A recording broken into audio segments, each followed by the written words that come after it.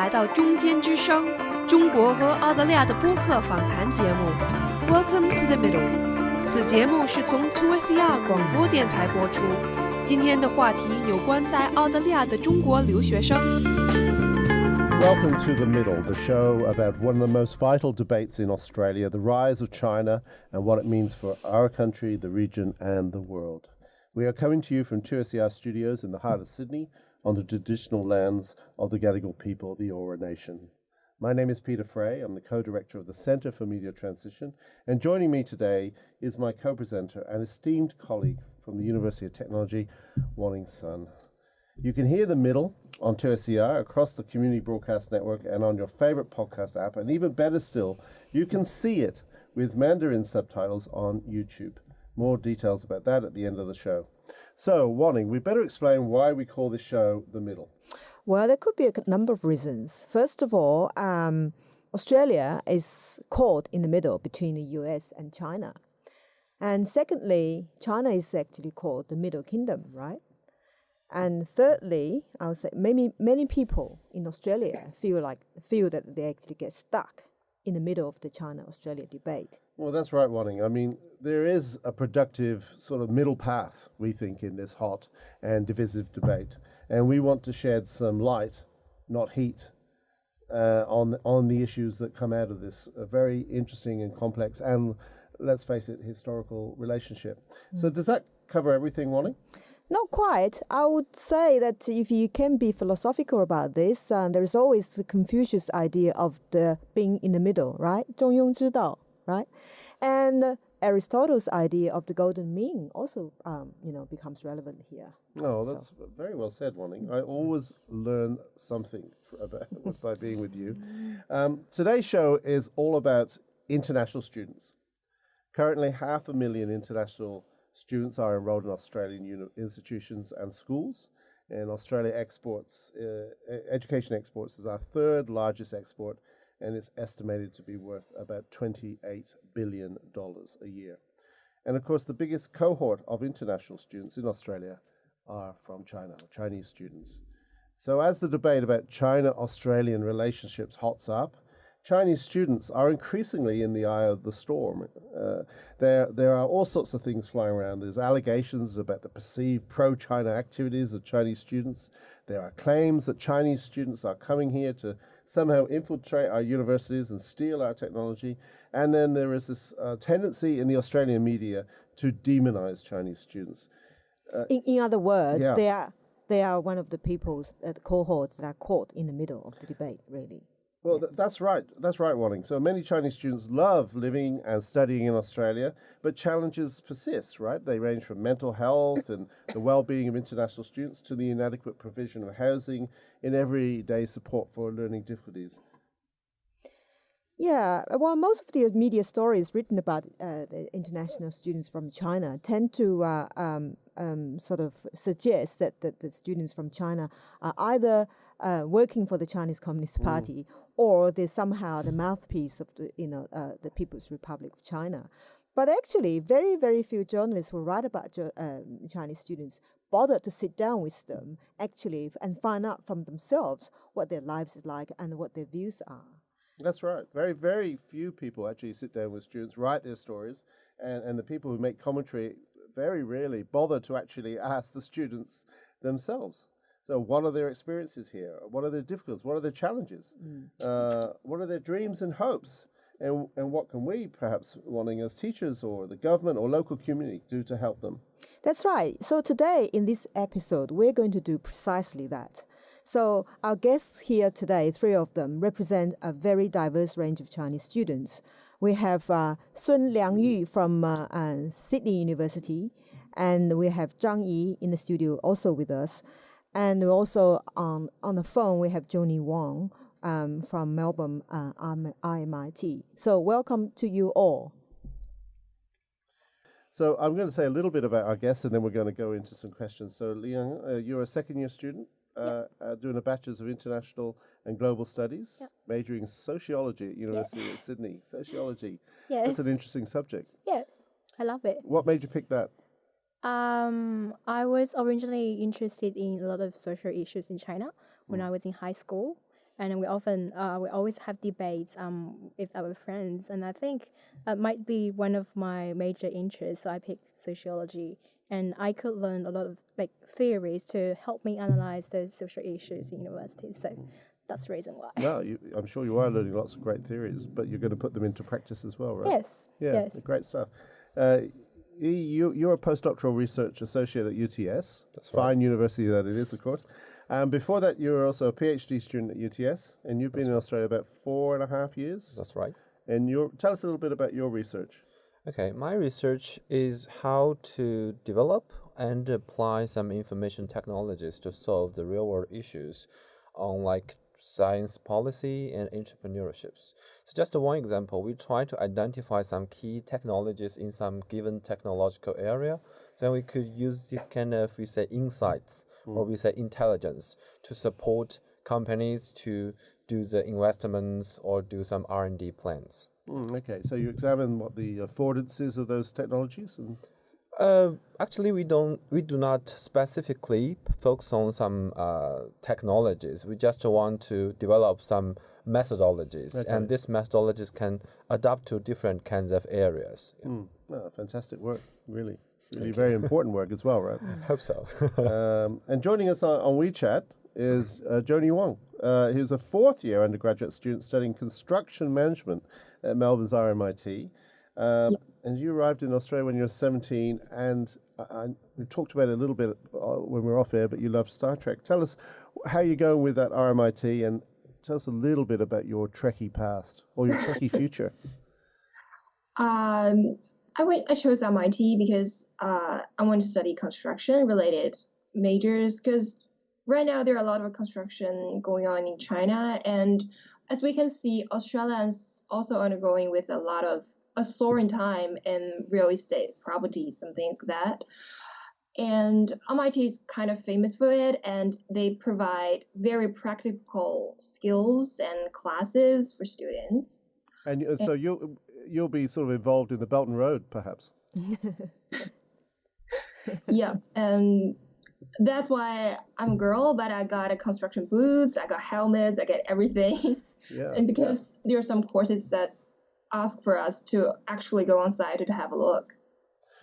That's great. And I should correct a misapprehension there. We're actually using Skype, not WeChat. Not that we're going to get sued by either. But anyway, Joni, it's great to have you on the show. Haven't we got a fantastic array of guests with us today? Absolutely. We have a great representative diversity from 3 universities and 3 student cohorts, undergraduate student and honor student, as well as doctoral students, and 2 cities as well.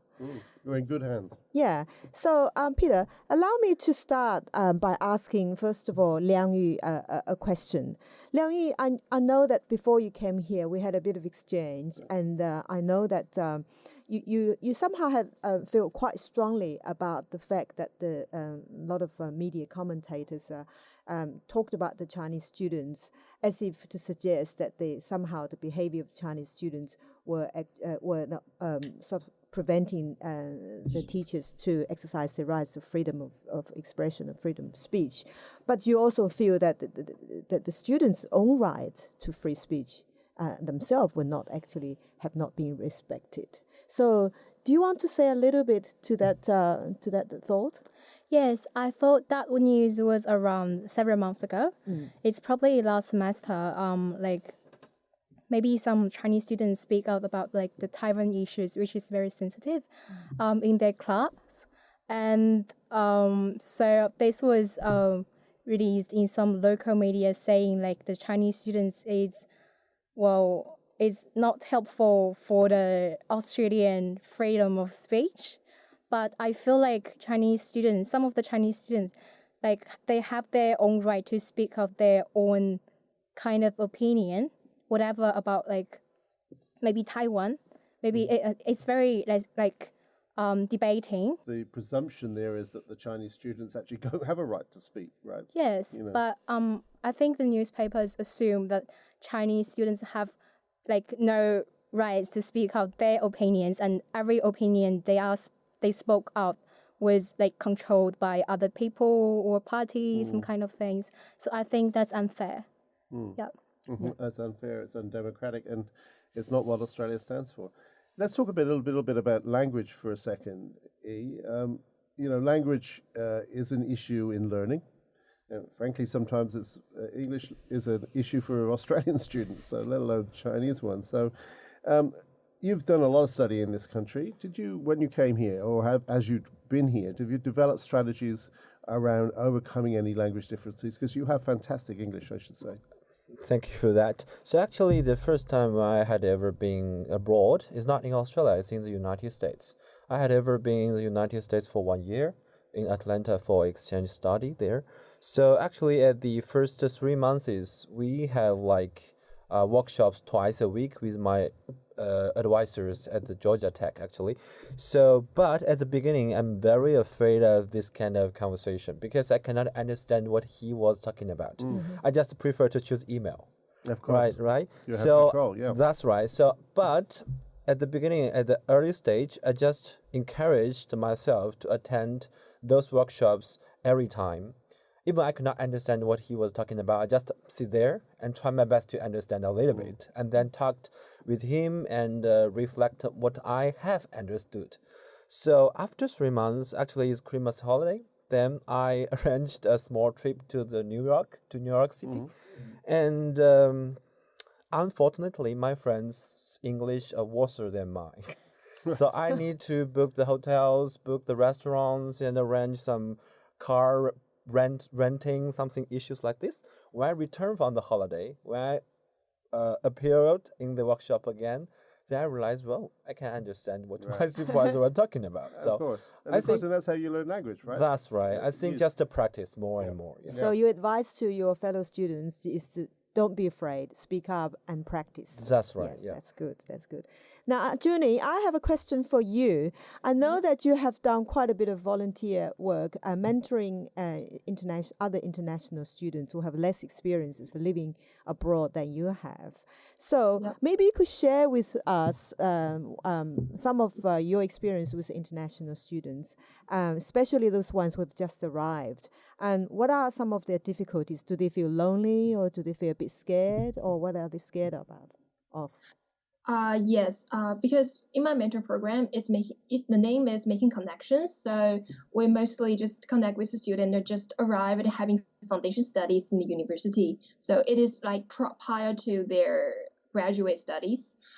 And I think the most important issue for them is to like finding a place to live and dealing with all the like connections to the energies, the water, electricity, this very minor things. Sometimes even the university cannot give any help. So I think in the beginning stage, most of students do not really worry about the studies, about how to actually live in here, and to find the tram stop, how to recharge. My mobile phone has recharged the Mikey card. We got a Mikey card here. It's a transportation card or something like that. I still don't know how to do that. Yeah, so mostly like that. Yeah, so these are very practical issues that we don't really think much about because we just take them for granted. But for new arrivals, they're really survival issues, aren't they? Yeah. Can I turn to you for a second? So you're one of many doctoral researchers from China who come to Australia, many in UTS, and we're very happy about that, who come to Australia to pursue research in science. So can you tell us a little bit about what's the most commonly experienced difficulty in studying in Australia? And also, though, just to be a little bit pointy here, what do you think of this idea that's been floated recently that some students are basically working for the Chinese military and are coming here to steal our secrets? Okay. The first thing, I think the common things between the two education system. So based on my understanding at the university level, especially the academic level, the research level, is mostly similar. So China is encourage researchers to exchange ideas with international researchers, the same as Australia. So we are doing the similar things. So, but I think in the undergraduate level is a little bit different because I have never attended any undergraduate courses in Australia, but I had ever been a little bit tutorials. So at UTS. So based on my understanding, so in Chinese universities, maybe the students are learning what the teacher are teaching, the exact thing. But in Australia, sometimes, for example, the teacher will teach 30%, then the students need to extend learning the extra, maybe 50%. Then if you want to achieve 100%, you need to contribute more to contribute more, to do more efforts. So based on this kind of understanding, I think for the undergraduate age level study, Australian university or the United States universities are better than Chinese universities. And that's why I think at the moment, like the university rankings, you would see the Chinese #1 university like Peking University or Tsinghua University are still not the top 10 level in the world. Yes, yes. So I think that's a gap between Chinese universities and the Western countries' universities. Okay. Language issue might be one, but another one is the structure of the This kind of education. idea of having to stretch, the stretch target kind of idea. That's right. Yeah. And another thing, the question regarding to the government issue, I don't agree with that one, the first thing. So I think every student, every Chinese student had their own right to choose their own way. For example, for myself, I got my bachelor degree and my first PhD degree in China. And during my first PhD degree, I exchanged studying in the United States. Then I got my second PhD degree in Australia. Then at the moment, I decide to stay in Australia and find some positions and maybe live at stay at university at UTS. Then that's maybe my career development. So even I get some scholarship maybe several or many years ago from the Chinese government, but the government will not say, okay, you get money from my side, you need to work for me. No, I never get this kind of certainty from Chinese government. They give me money just to want to do my better self-development. When I finish my study, I have my right to decide I need to return to China or stay in Australia. Yeah.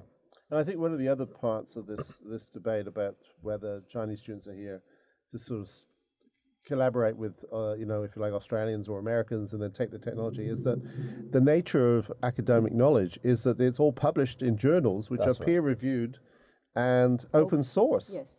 Yeah, that's So right. what are you stealing? Actually, you're giving the world knowledge, But right? I think I have this kind of expertise to answer this question because my research exact word is bibliometrics. We try to use information technologies to understand thousands or million publications. So that's to say, all these like solar cells, like nanotechnologies, all the researchers will publish their work and it's open access. If you buy SWIL's, buy Springer's database, you can get everything. So then you cannot say the Chinese scholar learned something from those kind of secret technologies, then contribute them to their own country. I think that's unfair. And you're not working for the PLA. Of course, no. Okay. You're listening to The Middle, the show that's dedicated to exploring the relationship between China and Australia. We're joined in the studio today by Sun Liangyu from Sydney University and Zhang Yi from UTS. And also joining us on WeChat is Junie Wang from RMIT in Melbourne. Peter. Thanks, Walling. Leanne, you have read one of the key texts that have emerged in this debate, Clive Hamilton's Silent Invasion. Yes. How did that make you feel? What's your response to that book? I think, I think people who have like basic independent thinking would not trust that kind of book because they have a very basic assumption that like every every Chinese student or say any Chinese person is like influenced by or like what you have asked Zhang Yi was controlled by the PLA or the PRC. Yeah. Yes. Yeah. And I think it's very unfair or makes me uncomfortable for every like Chinese people in Australia. Did it make you feel less welcome? I do. But after I asked some of my Australian friends, like, do you believe that kind of book? They're like, oh no, I've like university friends, and they're like, I don't believe that kind of book. So that makes me feel a bit relieved. But overall, this kind of book makes me feel uncomfortable and unwelcomed. And because I'm just a person who come to Australia for 2 years, but for other Chinese people or maybe Chinese Australians who has been there for 10 years around, I think they maybe feel more uncomfortable because they feel their contributions to the Australian society has been ignored. And they were portrayed like those kind of, political tools in that kind of book. I guess you defend Clive Hamilton's right to write that book. Yes, they have the right to write, but we also have the right to write some comments or reviews against that kind of publications. Yeah. That's great. A follow-up question for you, Liang Yu. As a student from China, now studying in Australia, what would you say your biggest concern or biggest fear is? And also, what would be your biggest hope will be? The biggest fear, this is very concern is something, anything that worries you as a student. What's on, That's a very tricky question. Yeah, I don't particularly have very biggest fear, but sometimes I feel uncomfortable. Yeah, moments I was just normally walk on the street, but I was discriminated, or our university have some discriminating graffitis against the Asian people. That makes me feel uncomfortable, but I don't have very fear about this. Yeah, because I believe that it's just part of the people who is doing this, but it's not represent all of the Australian people are all discriminating Asian people. You did mention discrimination on the street or on campus. Are there some of the examples that you personally have experienced or your friends have experienced? I think many of my friends and I personally have some experience. One day I was walking on the street and to catch the bus in the bus stop, and suddenly I found that discriminating graffiti on the bus stop wall. We have a glass wall and have seats for people who waiting for the bus, and it's it's a very discriminating graffiti with people's eyes like the ching chong graffiti, and makes me very feel uncomfortable about that. But we immediately report that to our students' newspaper called Honey Swat in University of Sydney, and it was partly solved. Right.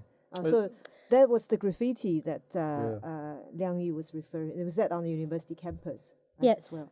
Okay. So you've been listening to The Middle with me, Peter Frey. I'm Wanning Sun, and we're talking to three fantastic Chinese students, two in the studio, one on Skype from Melbourne. Thank you, Leanne, Yi, and Joni. Wanning, I think we've got time for a couple more questions. Over to you. Yeah. Thanks, Peter. Another question for you, Yi. We've noticed that the level of interaction between the local Australian students and international students hasn't been that high. And as teachers, we like to see more interactions between local students and international students. And we're always trying to struggle to make that happen. So from your point of view, the students' point of view, what are the obstacles which you think prevent the Chinese students from integrating in the classroom teaching? Okay, so the first thing I think is a comparative examples from my stories in the United States. So when I was in Atlanta, there are not so many Chinese students there. So I have no other option except making friends with local students. So, but when I arrived in Sydney, so at the beginning I lived in Hurstville. That's the suburb you can live without English for the entire day, Indeed.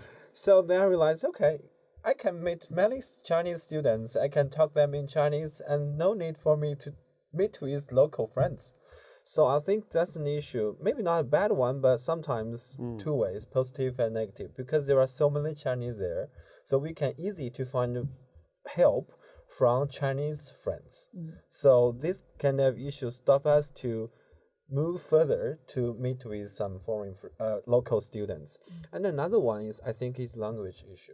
Sometimes, like students arrived here, maybe this their first time being abroad, so their language is not so good.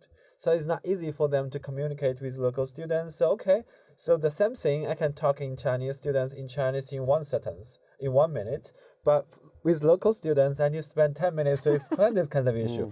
Oh, I don't want to do this. So I think language issue is one. Okay, one more. And another thing I think is cultural difference. Yeah. Because sometimes this kind of way, we cannot deep involved with this kind of communication. Yeah, so the cultural as well as language issues. That's right. What about Liang Yu? Do you also have something to share about? Yes, because I was once worked as an international mentor as well in the Faculty of Arts and Social Science in UC. And the mentoring program was originally open for all the students, including international students and local students. But I found interestingly, all the international students who come to this mentoring program are either from the English-speaking backgrounds, like English descendants, or New Zealanders, or they come here in their junior high or high school, so they have very excellent English skills. So those Chinese students who really need help with their English language skills won't come to this kind of mentoring program because That's interesting. they firstly feel So very how do you afraid. reach those students? Because they're the people who need it, as you say. Yes, so I need to mention that the Faculty of Arts and Social Science, they officially publish informations before the whole week, because the mentoring program is part of the whole week to attract all the international students and local students to participate in this program. But Chinese international students who have poorer language skills are very afraid to join in this program. And they join other language programs hosted by old Chinese international students, so they can speak Chinese in those mentoring programs. And instead of joining those official tours hosted by the Faculty of Arts and Social Science. Okay. Yeah, so that's the problem. And but fortunately, they added some international mentoring programs there, so that encouraged students who speak poorer English to also join in this program. Because when I was in year 1, I was the mentee there, and for the whole mentoring program, no specific program for international students, and all of my other mentees in this group are local students. And I feel very frustrated because they are talking about things they are familiar with. Like they're talking about the suburbs they're living in, the high schools they are studying, or Australian cultures, which I'm not familiar with. So I feel very isolated and lonely. But so the next year I decided to become an international mentor. Right. Yeah. Part of this is about the other side of this coin, Junior. If I could just bring you in here. So we're talking a lot about the students, perhaps things that the students can do, the Chinese students can do. But what do you think the teachers can do? Perhaps the non-Chinese teachers that you have, do they have to change their behaviors in some way, do you think, without getting into trouble? Yeah, so actually from my experience, sometimes even the local students are not feeling comfortable with Asian students. I'm not only talking about Chinese students, with Asian students, because their backgrounds are different, their language is different, and sometimes some professors are really, I see their efforts that they are trying to mingle local students with international students, but that kind of move is not really successful because the ways they're doing their assignments, they're going to lectures, they're different. In my construction stream, most local students prefer to do their work until the last minute, and they're getting to prepare for all the things they need in the last week. But most Asian students, from my perspective, they prefer to start working 1 to 2 months earlier. Yeah, right. And so it's a kind of different ways of doing. But I see all the teachers, they're really trying hard to sometimes even set a little meetings for international students to see if they have their questions, they're studying for their assignments. They're trying their best to help them. But Yeah, so in a way, they might be trying a bit too hard. Yes, I can see they're sometimes too hard because they're kind of forcing the student to dragging them out of the comfort zone. And the thing's getting really awkward in the end. Okay. Then we've got time for one more question. I'd like to ask some Liang Yu and Zhang Yi, because the US students from based in New South Wales. I heard that some of you are agitating for the local government to change their transport concession policy so that you guys can be entitled to a student concession in the same way that the local students are. Has that been resolved? There are some protests and also students who are advocating you to sign up the petitions to give that to the government, but it hasn't been solved, I think. So you're still paying full fee Yes, for your transport? Yes, because I think UC has a more intense political, those kind of thing. And we feel that it's unfair.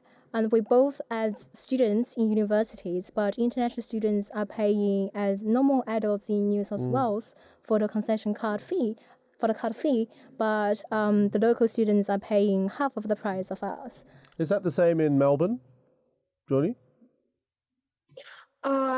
It's kind of similar, but sometimes the students' concession, because I haven't used concession cards for a really long while, but I've heard that if you really want to get a lower price, you have to be the kind of student that take trams every day, that you're actually receiving any benefits, or that it will be much higher than a period pass or something.